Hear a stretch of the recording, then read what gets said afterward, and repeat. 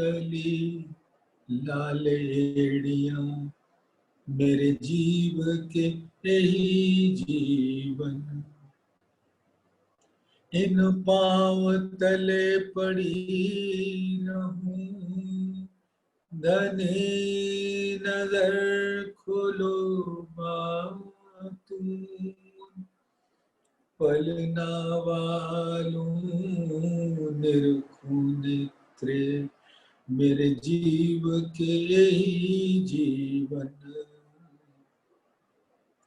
मेरे जीव के यही जीवन।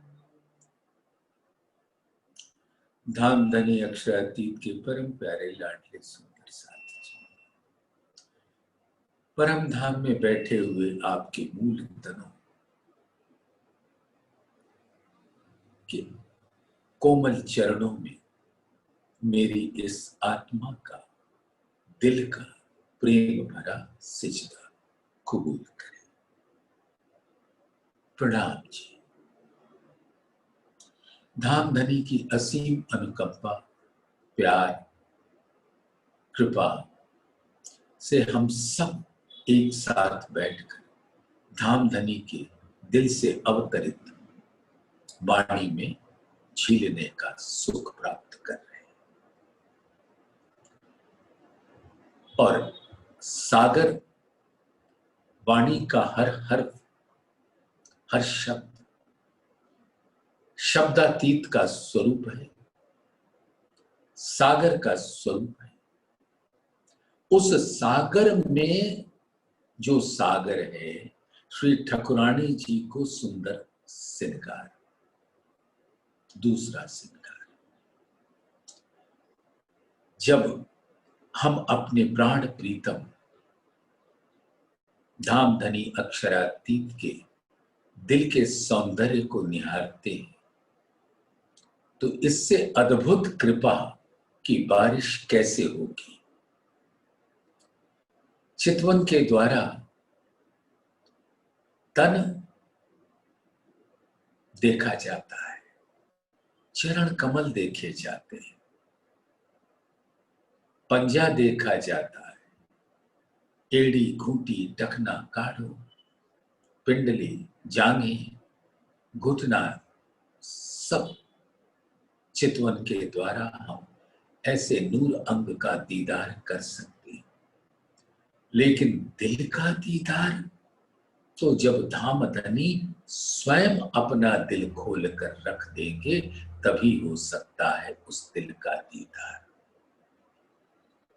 और अपनी रूहों को अपने तन का, अपने दिल का रस पहुंचाने के वास्ते धाम धनी स्वयं अपने दिल के स्वरूप श्यामा जी को अपने बाएं अंग में बिठाकर सब रूहों को दीदार का सुख दे रहे हैं। अक्षरातीत का तन इश्क का तन है और उनका दिल नूर का है, जो आनंद का अंग है। इश्क का रस जब उसमें पहुंचता है तो वो आनंद का स्वरूप हो जाता है। अब सुंदर साथ धाम धनी की असीम अनुकंपा है, कृपा है, जो हमारे दिल के अंदर ये भाव दे देते हैं कि हम उनके तन का और उनके दिल का, यानी हकीकत का और मार्फत का, दोनों का रस संग संग प्राप्त करें। ऐसी सुंदर छवि को अपने दिल में बसाने के अलावे दूसरा कोई कार्य आत्माओं के पास नहीं है।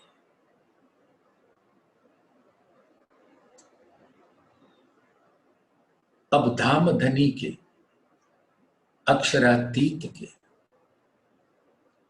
चरण कमल को देखो तो उसके अंदर सागर नजर आता है और वो सागर धाम धनी के दिल का स्वरूप होता है और श्यामा जी की छवि उसमें झलकती है। सब हक जाते हैं, चाहे तन हो चाहे दिल हो। दिल का स्वरूप भी हकीकत का स्वरूप होता है, लेकिन इसका मूल दिल मारिफत का स्वरूप होता है।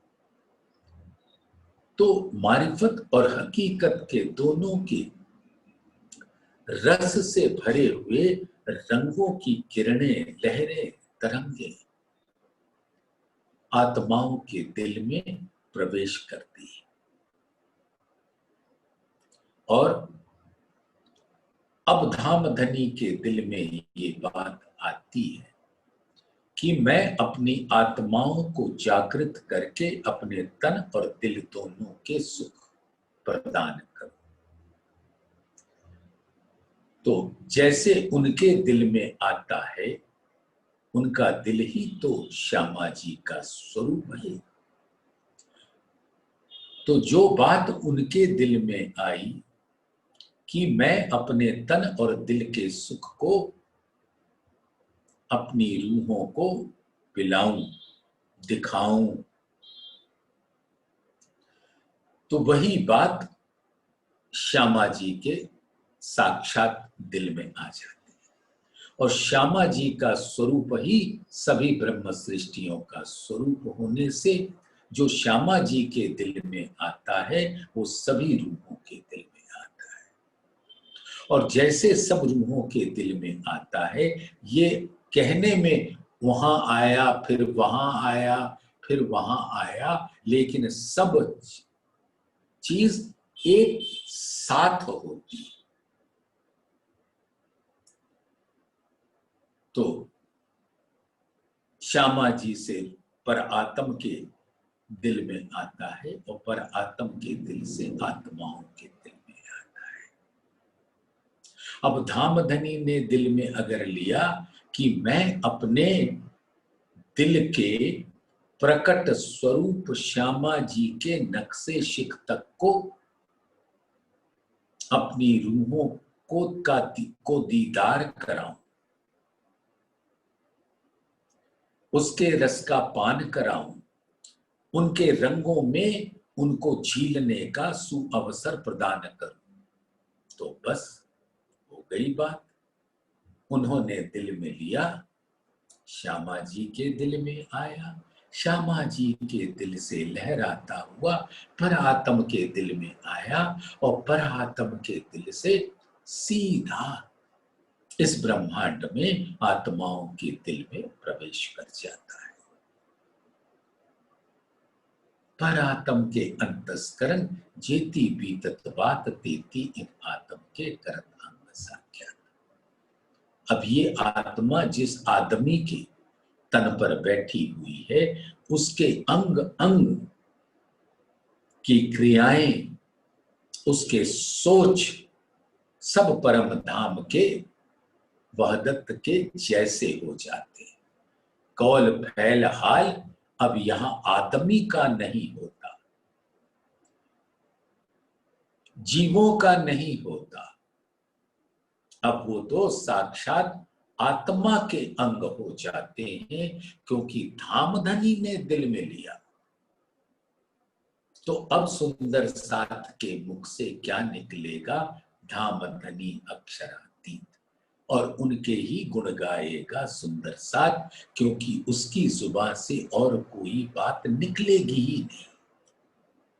ये हमारे बस की बात नहीं है, ऐसा तो धामधनी ने मूल दिल में लिया हुआ है।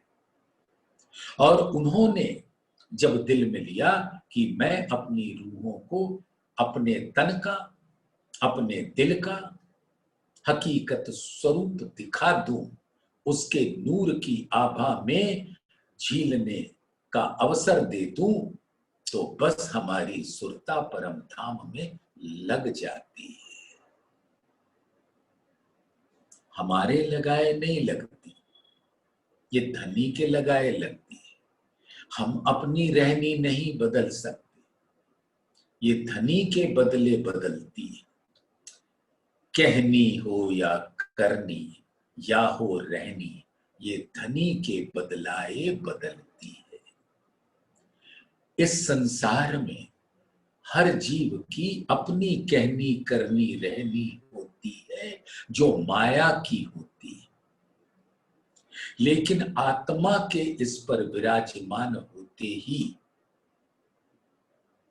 आत्मा जो वहदत का स्वरूप है, एकत्व का स्वरूप है, वाहिद का स्वरूप है, वो वही करता है जो परम धाम में करता है। तो आत्म का अंग अंग वहदत का अंग है, और वहदत का अंग होने से उसकी जो वाणी होगी, क्रिया होगी, लीला होगी और दिल होगा, वो सब वहदत का दिल होगा। धामधनी का वाहिद दिल उसमें विराजता है, श्यामा जी उसके अंदर विराजते हैं। आत्माओं का यही तो श्रृंगार है। धामधनी जुगल स्वरूप जब उसके दिल में बैठते हैं तो वो दिल का स्वरूप उसके अंग अंग में झलकता है, और वही आत्मा का श्रृंगार होता है। आत्मा का श्रृंगार जुगल स्वरूप का अंग अंग होता है। आत्मा का श्रृंगार वहदत का श्रृंगार होता है।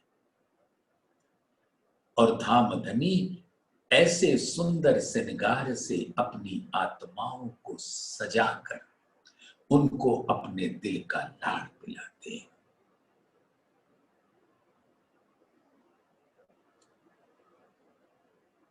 तो हमारी कहनी करनी और रहनी तो धाम की होती है।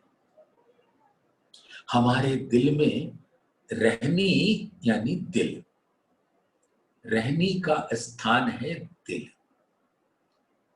जैसे हुक्म का स्थान धामधनी का दिल होता है, वहीं से हुक्म प्रकट होता है, वैसे ही आत्माओं का दिल के अंदर जुगल स्वरूप अखंड अविनाशी रूप से, शाश्वत रूप से, कदीमी रूप से विराजमान होते हैं।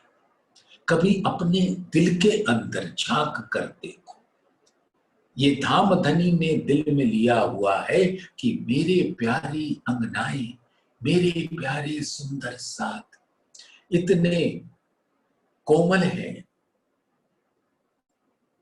बेनियाज हैं कि इनको बिना मेरे बताए कुछ भी नहीं समझ आता कि करें तो क्या करें।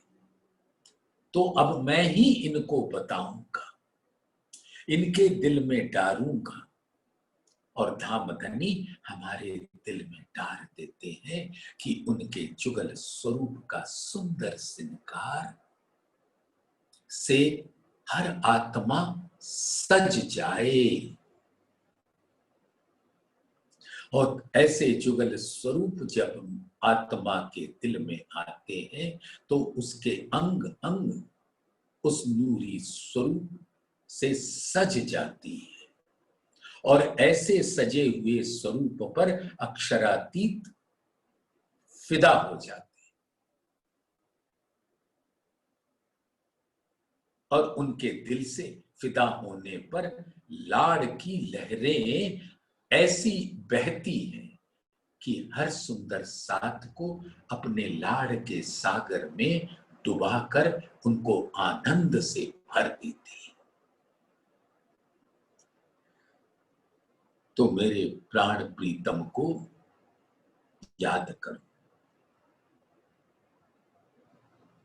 धामधनी तो आपको अपना प्राण प्रीतम कहते हैं। सोचिए कि वो परब्रह्म अक्षरातीत जिसके बारे में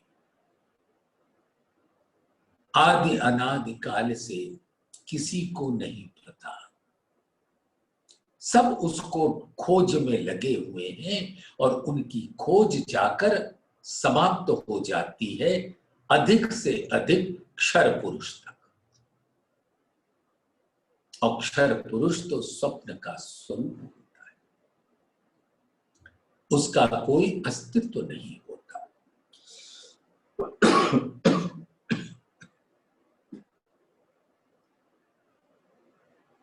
ऐसे अक्षरातीत रूहों को अपना प्राण प्रीतम कहते हैं। प्रीतम मेरे प्राण के अंगना आतम नूर, मन कल्पे खेल देखते, एक दुख करूं सब दूर। तो दामधनी अपने दिल से इल्म के सागर की लहरें बहा रहे हैं और उसके उन इल्म के सागर में इश्क का सागर भी है, निस्बत का सागर भी है, मेहर का सागर भी है, नूर का सागर भी है, नीर क्षीर दधि, सारे सागर उस इल्म के सागर के साथ अरस परस है। और जिस सागर का रंग धामधनी ने दिल में लिया कि मेरी रूह देखे, जैसे ही दिल में लेते हैं उसके रंग एक से एक बढ़कर सरस हमें दिखते हैं। नीली अतलस चरनिया कई बेल कटाव नकस, चीन किनारे जो देखो जानो एक पे और सरस।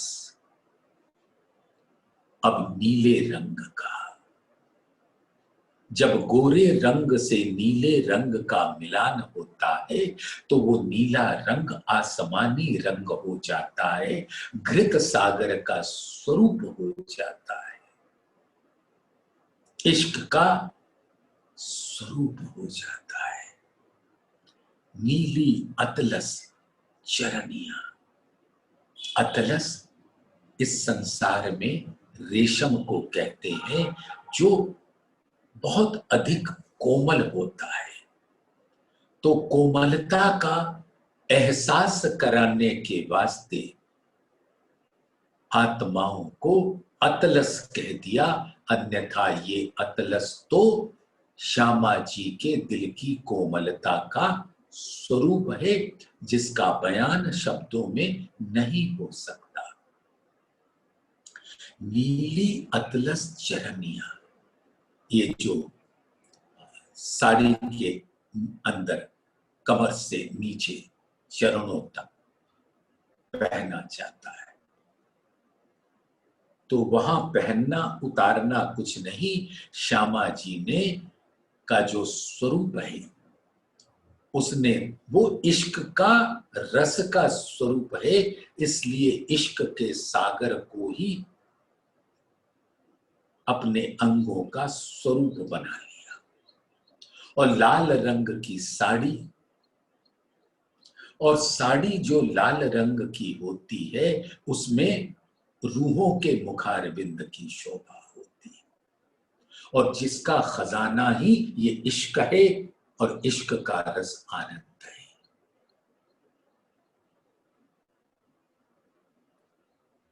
श्यामा जी के स्वरूप पर सुंदर साथ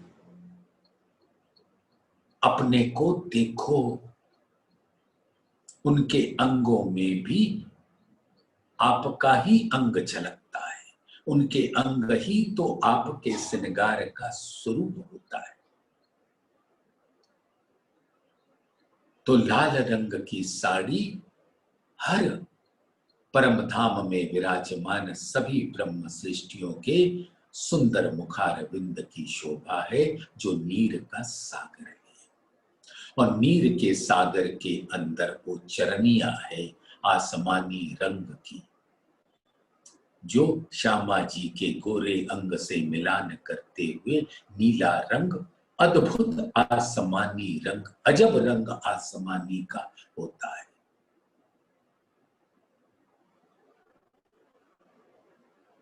और वो इश्क का सागर।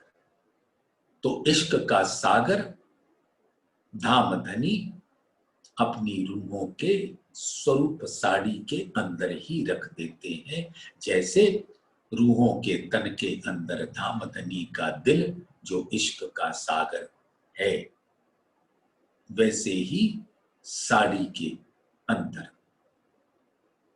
अपना इश्क रख देते हैं। नीली अतलस चरनिया कई बेल कटाव न कस। अब बेल जो लताएं होती हैं, जिससे कई फूल पत्ते नक्काशकारी होती है, बेल की लहरीदार सुंदर साथ ये सभी बेल फूल पत्ते नक्काशकारी छापे कटाव अर्श के वो नंग हैं जिनका बयान नहीं हो सकता, वो अनंत है। हर नग यहां के शब्दों में तो 10 नगों का वर्णन कर देते हैं। हीरा माणिक पुखराज पाच नीलवी, लसनिया गोमादिक मोती पन्ना मणि, हेम में कंचन में चढ़े हुए, लेकिन वो अनंत नगों का स्वरूप आत्माओं का स्वरूप है। और परम धाम की हर आत्मा ब्रह्म सृष्टियों के अंगों से हर घड़ी हर पल अरस परस रहती है। तो जो साड़ी ब्रह्म सृष्टियों के मुखार बिंद की शोभा दर्शाती है, उसके अंदर परम धाम के सभी नग जो आत्माएं हैं, उस साड़ी के ऊपर अद्भुत चित्रकारी के साथ प्रकट होती है। अद्भुत और लहराती हुई होती है। और उसके अंदर इतने कटाव छापे कोतकी कांगरी का दृश्य बना होता है कि सुंदर साथ उसके अंदर मानो समा जाए। साड़ी का कोई भाग ऐसा नहीं होता जिस पर नग न चढ़ा हो।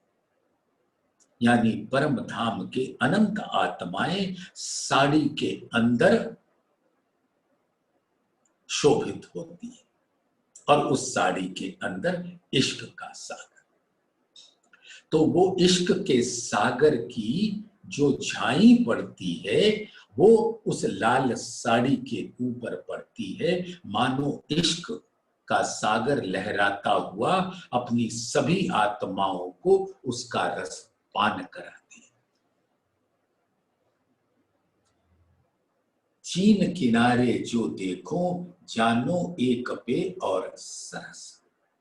और कमर पे जो बंधा हुआ है, यानी कमर पर ऐसे सुंदर चरनिया का आकार जो है, उसकी शोभा तो देखते ही बनती है।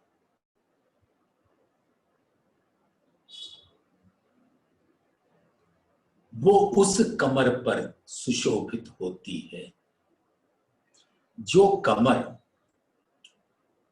हैड़े को, मुखारबिंद को और चरणों को धारण किए रहता है। माहे बेल फूल कई खजूरे नंगे के वस्त्र, नरम सखत जो दिल चाहे ज्योत सुगंध सब पर। अब उसके अंदर जो लहरीदार बेल है, फूल है, खजूर के पत्ते के आकृति का नग से चढ़ा हुआ जरी के काम में सुशोभित हो रहा है।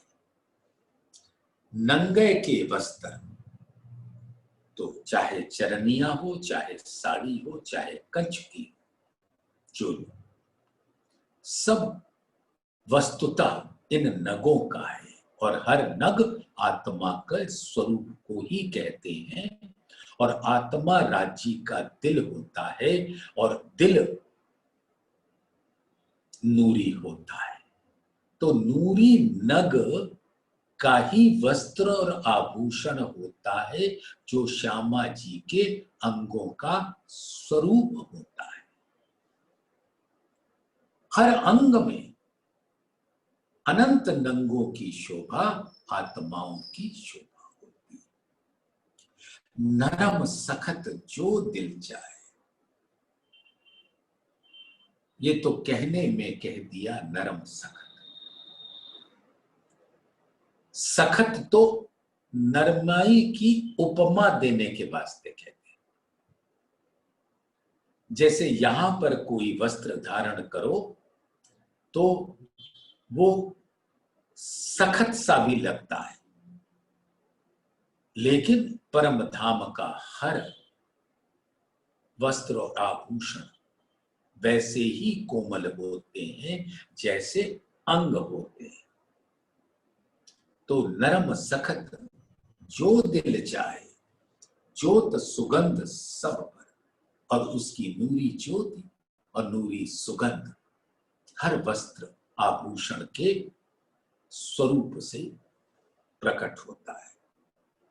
नव रंग इन नाड़ी में, और इस चरनिया का जो नेफा है, जो कमर पे बंधा होता है, उसके अंदर इजार बंद जैसे होता है वैसे ही नाड़ा होता है। तो उन नाड़ी में नव रंग होते हैं। नव रंग यानी नव नगों के रंग,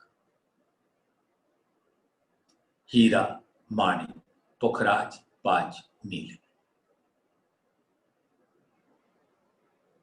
मोती, पन्ना, गोमातिक, लसनी, ये नौ। इन सभी नगों की शोभा अद्भुत होती है उस नाड़ी में। दिल अगर नाड़ी से लग गया तो उठ ही नहीं पाएगा कहीं। इतनी अद्भुत शोभा है उस नौ रंग की नाड़ी। ताना बाना सब नंग, और उसके अंदर जितने ताना बाना, उसको कहते हैं जैसे कोई वस्त्र होता है तो वस्त्र एक सीधा धागा चलता है और एक उसके परपेंडिकुलर चलता है 90 डिग्री। उसके लिए एक शब्द होता है अंग्रेजी में, मशीन डायरेक्शन और क्रॉस डायरेक्शन। जैसे वस्त्र जब बुने जाते हैं तो जैसे मशीन चलता है, धागा उसी के समानांतर चलता है और दूसरा धागा उससे 90 डिग्री पर चलता है। तो इसको एमडी और सीडी कहते हैं, मशीन डायरेक्शन और क्रॉस डायरेक्शन। तो एक कहलाता है ताना और एक कहलाता है बाना। तो ताना और बाना से मिलकर वस्त्र का स्वरूप बनता है। और ताना है हकीकत और बाना है मारिफत। और ये हकीकत और मारिफत मिलकर ही तो उस वस्त्र का पूर्ण स्वरूप होते हैं जो श्यामा जी के अंग होते हैं।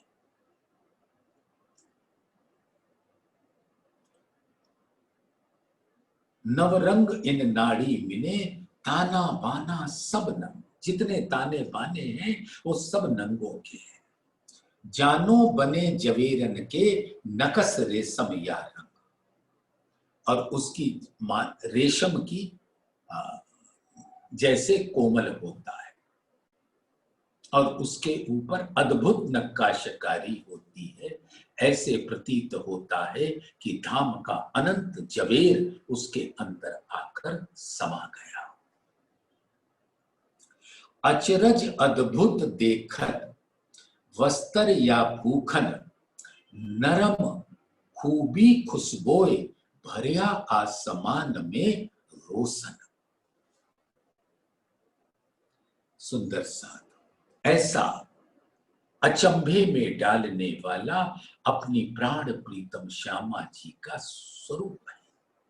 उनके अंग अंग उनका वस्त्र और आभूषण इतना अद्भुत है, ऐसा नूरी रंग उससे प्रकट होता है। रस फव्वारा बनकर उससे चारों तरफ आसमान तक उसका नूर, उसका रंग, उसका रस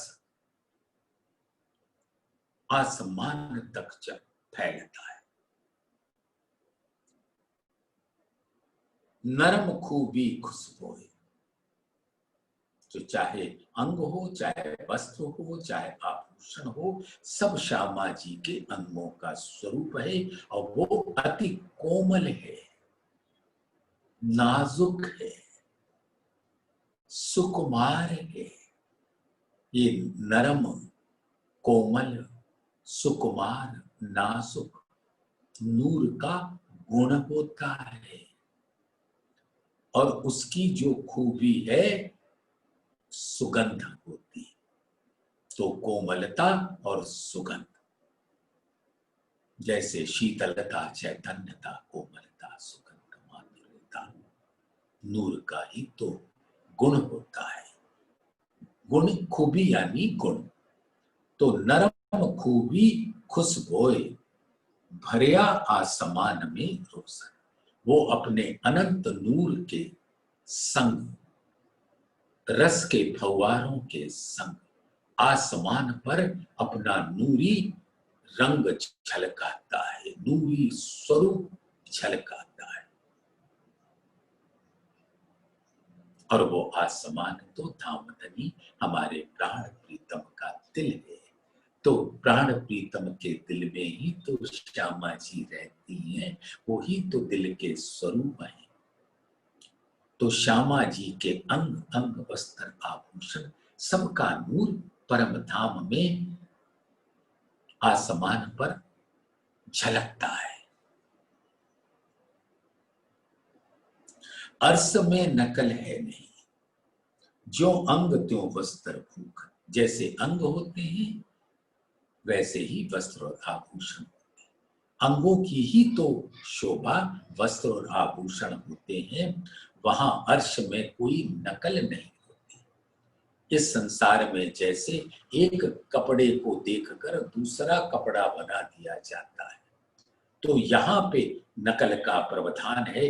नकल शब्द ही परम धाम में नहीं है, वो तो इस संसार में है, क्योंकि यहां तो हर चीज नकल की है, असल का कुछ है ही नहीं।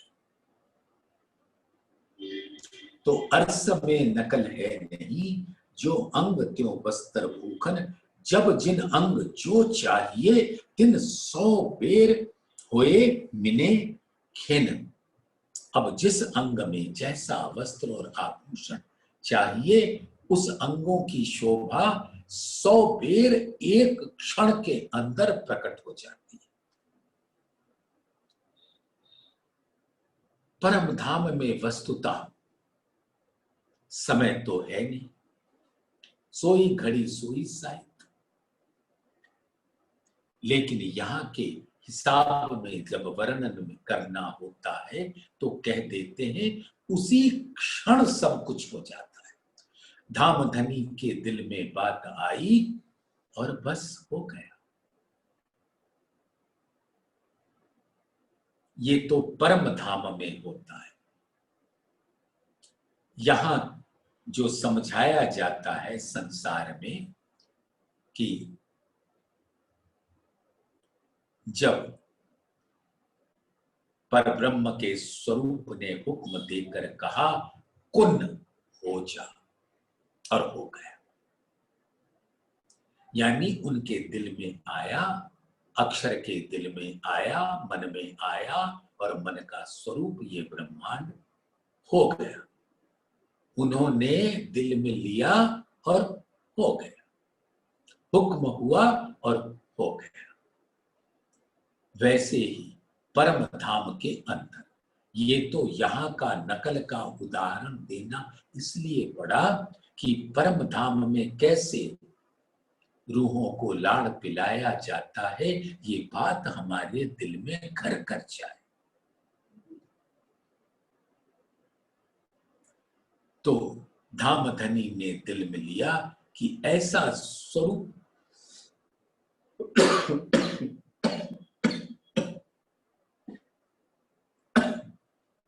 का रसपान अपनी रूहों को कराऊं।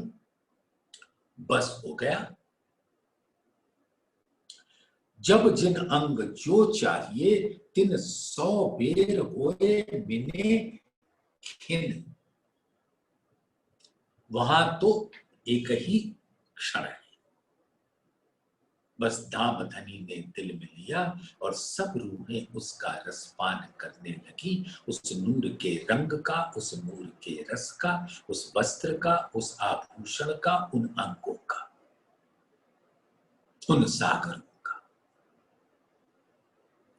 जैसा सुख दिल चाहे वस्त्र भूखन तैसे देत। अब हर वस्त्र और आभूषण को देखकर जो आनंद रूहें लेना चाहती हैं, वो सारे वस्त्र और आभूषण धामधनी के दिल के अंग होने से क्योंकि धामधनी के दिल में तो लाड़ पिलाना ही उनका एक ही कार्य होता है। हक को काम कछु नहीं देवे रूहो लाड़ लज्जत। तो जैसा सुख दिल चाहे वस्त्र भूखन तैसे देत। सब गुण अर्स चीज में सब सुख इश्क समेत। सब गुण यानी नूर के गुण।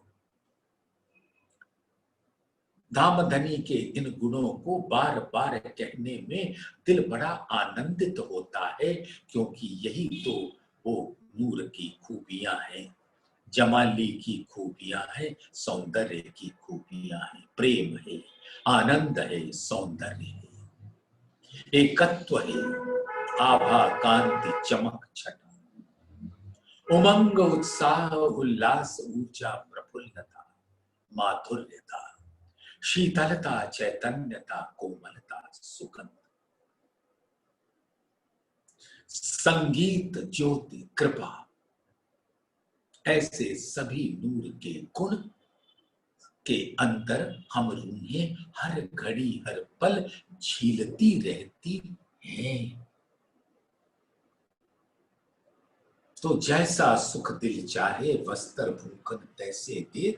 सब गुण अर्स चीज में, ये जो नूर के गुण हैं वो वस्त्र में भी है, आभूषण में भी है, अंगों में भी है, जिमी में भी है, आसमान में भी है, जल तेज वायु में भी है, पशु पंखी दरख्त में भी है, बाग बगीचे सब में एक ही नूर का गुण है जो इश्क से लबालब भरा होता है।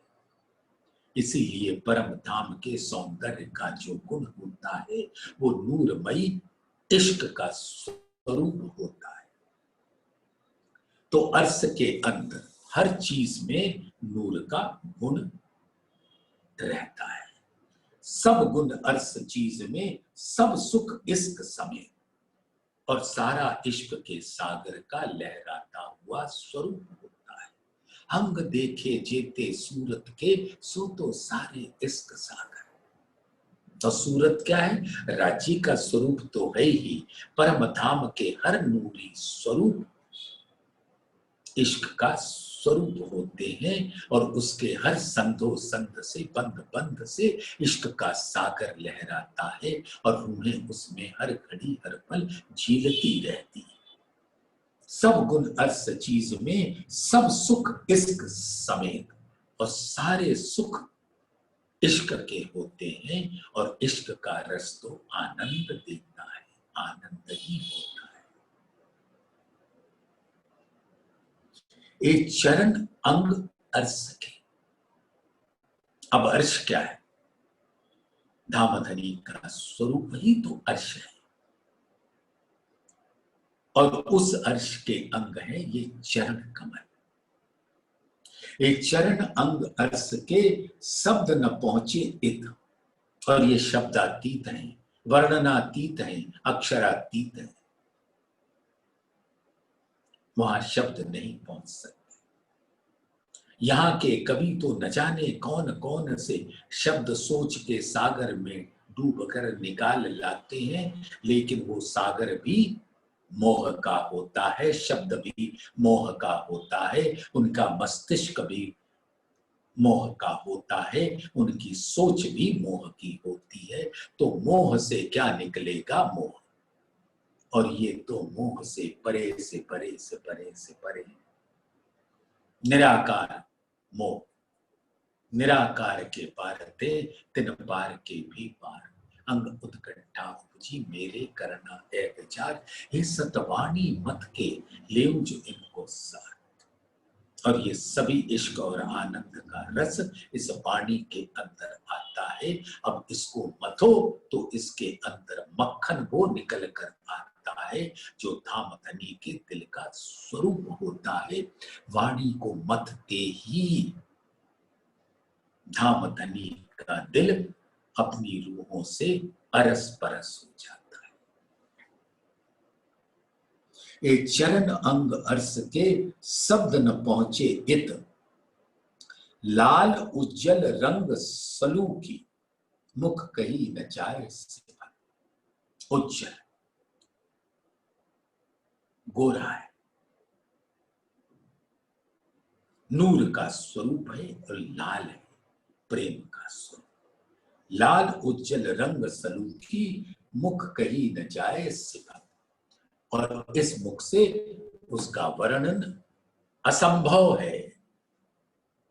ये तो धामधनी चाहे तो अपने हुक्म से करा दे, अन्यथा कोई भी आदमी सक्षम नहीं है उस नूरी स्वरूप का वर्णन करने में।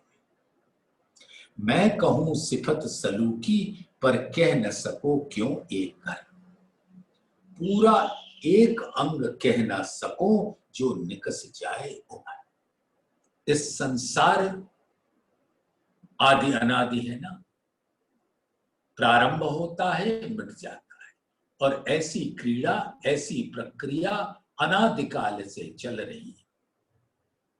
और इस अनादिकाल से चलने वाली जितनी भी उम्र जिसको मिली है, वो सब गमा दो,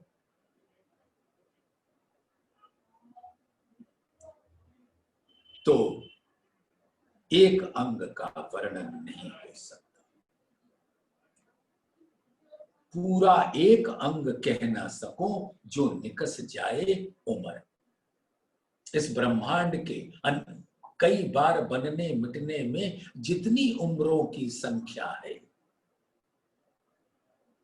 वो सब खप जाएगी उस एक अंग का वर्णन करने में।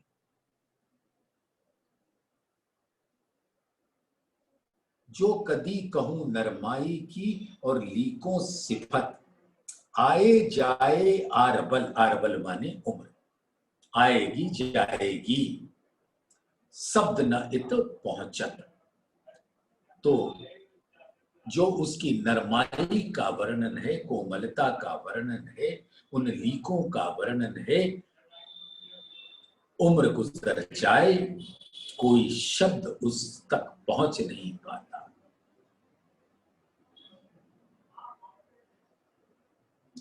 जो कहूं खूबी रंग की, जोत कहूं लाल उज्जल, ये क्यों आवे शब्द में जो कदम बका नहचल।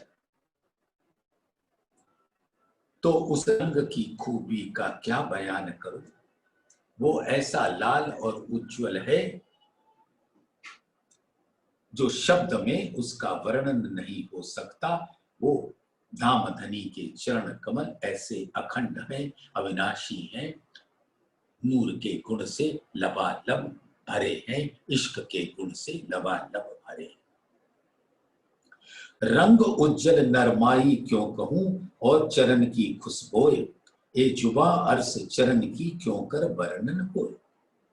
अब उसका रंग गोरा है, उज्जवल है, कोमल है और सुगंधित है। और ये जुबां, हुक्म की जुबां ही इस अर्श के चरण का वर्णन कर सके तो करती।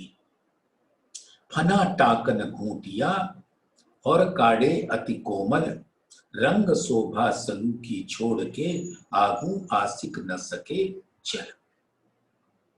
फना यानी चरणों के तली के ऊपर वाला हिस्सा, पंजा जिसे कहते हैं। टाकन, टखना, काड़ो और पीड़ी, पिंडली के बीच का स्थान, और घूंटी, काड़ो अति कोमल, रंग शोभा सलू की छोड़ के आगू आसिक न सके चल। और उसकी रंग, उसकी शोभा से एक क्षण के लिए भी अलग नहीं हो सकती। अब कहूं भूखन चरण के, कामी कड़ली घूंगरी, झलके नंग जुदे जुदे, इन पर छन बाजे झांझरी। और जो चरणों के आभूषण है, झांझरी, घुंगरी, कांबी और कड़ली।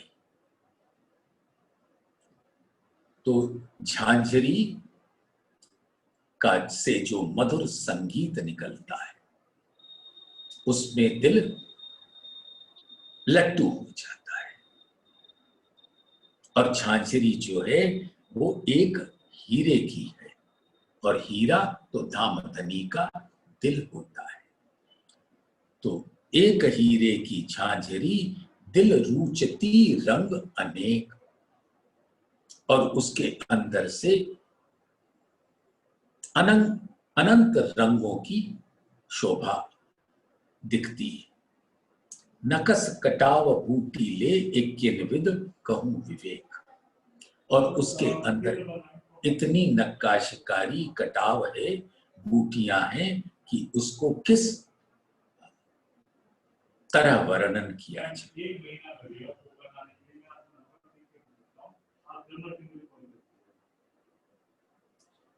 कई रंग कड़ी में देखत, जानो के हेम नंग जड़ित, सो शोभित सब दिल चाहे, नित नए रूप धरत। और इसी प्रकार से 5 नंग की घुंगरी, घुंगरी के अंदर 5 नग होते हैं, और उस घुंगरी से जैसा संगीत आत्माएं सुनना चाहती हैं, वो उससे प्रकट होती है, और उसके रंग भी उस हिसाब से होते हैं। और कड़ी में भी कई रंग हैं, और वो स्वर्ण में नंगों के जड़ित होते हैं। सो शोभित सब दिल चाहे, नित नए रूप धरत।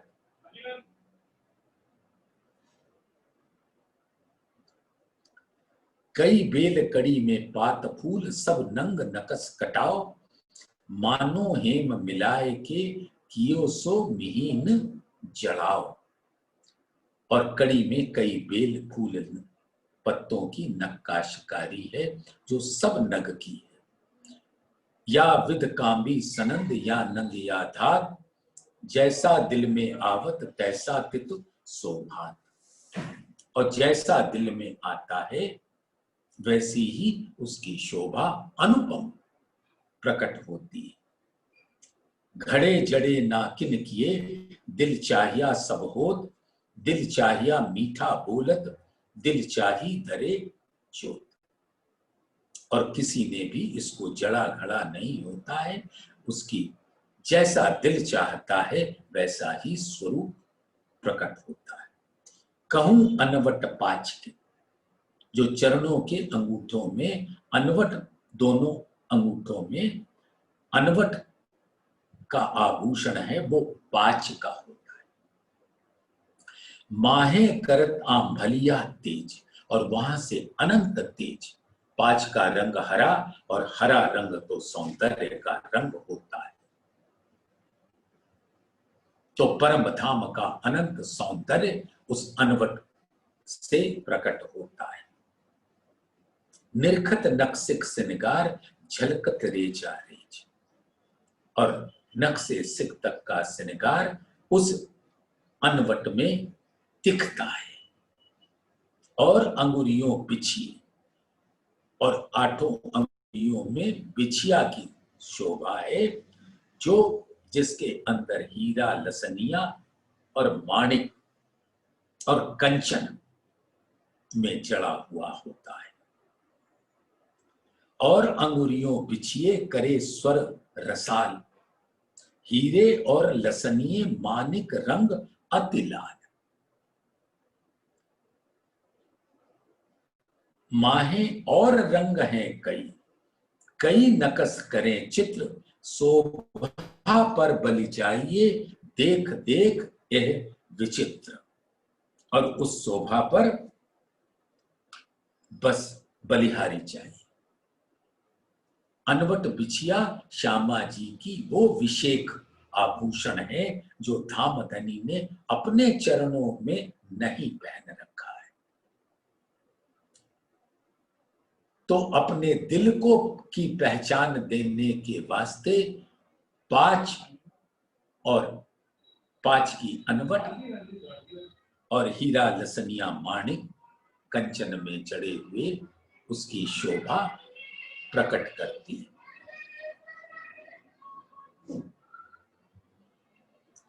तो सुंदर साथ आज इसी चौपाई पर विराम देते हैं, और अंगुरियों बिछिए करे स्वर रसाल, हीरे और लसनिये मानिक रंग अति लाल, मानिक रंग अति लाल। बोलिए श्री प्राण